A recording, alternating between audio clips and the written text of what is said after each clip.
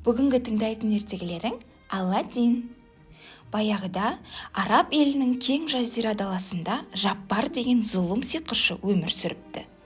Ол Ғазын атты ұрыға ақша төлеп, алтын қоңызды қолына түсіреді. Сиқыршы оны көкке көтергенде, қоңыз жан-жағына сиқырлы шуақ шашып, құмды шөлге қарай ұша жөнелді. «Тез, қалмай жүріп отыр, Ғазын!»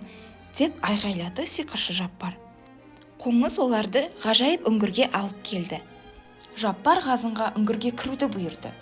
Ғазынның кіргені сол екен, алдынан алып жолбарыс атып шықты да, «Мұнда тек бір ғана адам кіре алады!» деп ырылдады. «Ол тазалмас!» Сөйткенше үңгірдің аузы тарс жабылып, Ғазынды тірідей көміп тастады. Жаппар болса атының басын артқа бұрып, ішінен «Мен ол тазалмасты қалайда табуым керек!» деп күбірледі. Таң атты. Ағраб қаласындағы базар. Сеңдей соғысқан ығы-жығы халық. Аладдин атты ашқұрсақ жетім бала бөлкен наннан көзін алар емес. Асқазаны шұрылдап, қарны ашып барады. Ол шыдай алмай ақырын қолын созды. «Тоқта, ұры!» деп айғай салды сұлтан сарайының күзетбасы. Аладдин қаша жөнеліп, қара құрым халықтың арасына сіңіп жоқ болды. Ол жұпыны лашығына келді. Жанында жақсы көретін маймыл досы Абу бар еді. Ол сарайға қадала көз тастаған қалпы: «Әйтеуір бір күні біз де байымыз, сөйтіп ештеңеден тарықпайтын боламыз» деді. Алайда осы сәтте сарайдағы сұлу ханшайым да сарыуайымға салынған еді. Себебі 3 күннен соң әкесі Жасмин ханшайымды бұрын соңды көрмеген бір ханзадаға күйеуге бермекші.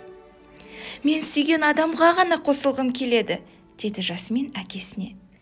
«Бәлкім бұдан былай ханшайым болғым келмейтін де шығар».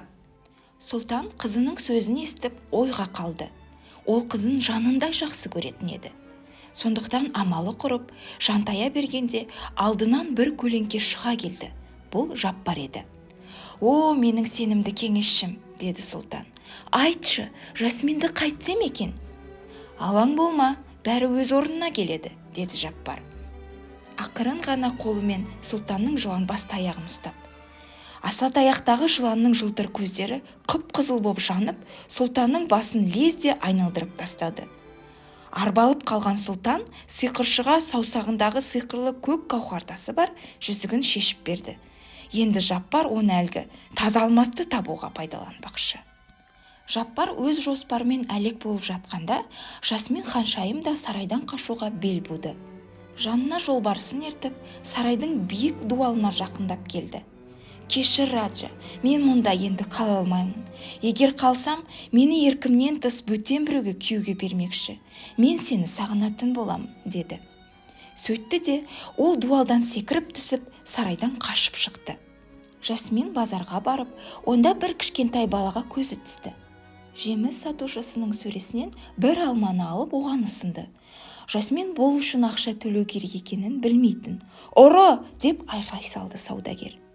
Осы сәтте Аладдин көмекке жетіп, «Ол бар болғаны ұялып қалды ғой», деп елдің көзін ала бере Жасминді қолынан жетектеп қаша жөнелді. Екеуі базардан алыстап кеткенде, Жаппар өзінің құпия бөлмесіне енді. Ол сұлтаннан ұрлаған жүзігін көкке көтеріп, «Тазалмасты көрсет», деп бұйырды. Сол кезде жүзіктің бетінен Аладдиннің бейнесі көрінді. Бұл кезде Аладдин мен Жасмин шатырдағы Аладдиннің лашығында отыр еді. Жасмин бектен сарайға көз тастады. «Сен қайдан боласың?» деп сұрады Аладдин. «Ол енді маңызды емес», деп қысқа қайырды Жасмин сарайдан көзін алып. Кенет баспалдақтың сықырлаған дыбысы естіліп, әлде кімдердің келе жатқан дауысы естілді. Біреулер сатыны сындыра жаздап көтеріліп келеді. Бұл шатырға өрмелеп келе жатқан сақшылар еді. Аладдин мен Жасмин қаша жөнеліп еді, алайда оларды ұстап алды. Жасмин бетпердесін ашып, «Оны дереу босатыңдар, мен ханшайым Жасминмін, сендерге бұйырамын», деді. Ал күзетбасы болса қабағын түкситіп, «Мен тек Жаппардың ғана бұйрығын орындаймын», деді. Олар Аладдинді қамап тастады. Енді ол Жасминді ешқашан көрмейтін болды. Аладдиннің жанында жатқан бір кәрі шал оның әңгімелерін, басынан өткен оқиғаларын тыңдады. Тыңдаған соң ол: егер сен менің айтқанымды орындасаң, бай боласың, деп сендірді ол. Сөйтіп, шал әлгі құпиясын Аладдинге айтты. Аладдин Жасминді қайта көру үшін бәріне дайын еді. Кәрі шал Аладдин мен Абуды шөл даладағы ғажайып үңгірге алып келді. Ол Аладдин мен Абуды сиқырлы шамды тауып әкелуге жұмсайды. Жолбарысты үңгірдің аузы Аладдинді тазалмас деп ойлап, ішке кіргізді. «Кіруге рұқсат, бірақ шамнан өзге ештеңеге қолыңды тигізуші болма», деді ол. Аладдин мен Абу алтын толы қоймаға тап болды. Ол жерде сиқырлы кілем де бар еді. Аладдин кілемнен: «Бізге сиқырлы шамды табуға көмектесе аласың ба?» деп сұрады. Кілем оларды үңгірдің ең түбінде орналасқан терең көлге алып келді. Көлдің тура ортасында шам тұр еді. Аладдиннің оған жақындап келіп, қолына ала бергенде, маймылының шиқылдап даусы шықты. Ол үңгірден жарқыраған асыл тасты көріп қалып, қолына ұстап алыпты. «Жоқ, Абу, таста!» деп Аладдин айғай салғанша тым кеш болды. «Сен рұқсат етілмеген қазынаға қол тигіздің!» деді жолбарыс ақырып. Олар жандармен үңгірдің аузына қарай атылды. Енді жете бергенде Аладдиннің аяғы шалынып құлап түсті. Үңгірдің сыртында аңдып тұрған шал қолын созып: «Шамды маған бер!» деді. Аладдин шалға шамды ұстатқаны сол-ақ еді.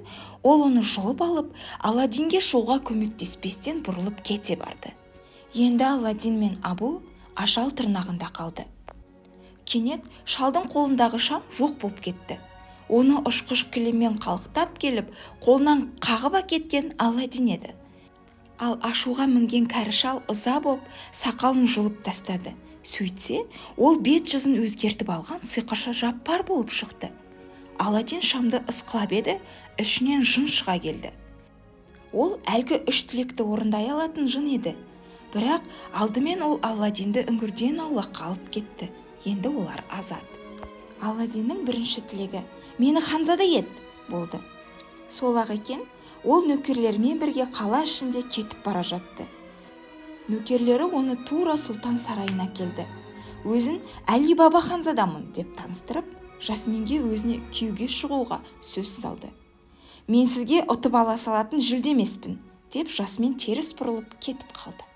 Сол күні түнде Аладдин Жасминнің бөлмесіне барып, ұшқыш кілемін көрсетті. Жасмин кілеммен саяхаттап қайтудан бас тарта алмады.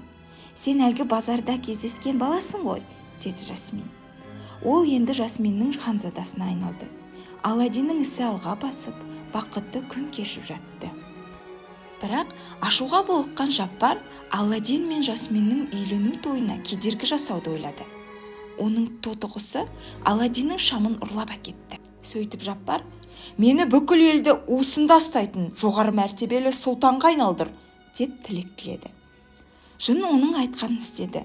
Сосын Жаппар Жасминді үлкен құм сағаттың ішіне сиқырлап тастап, ал Аладдиннің өзін зынданға тастатты.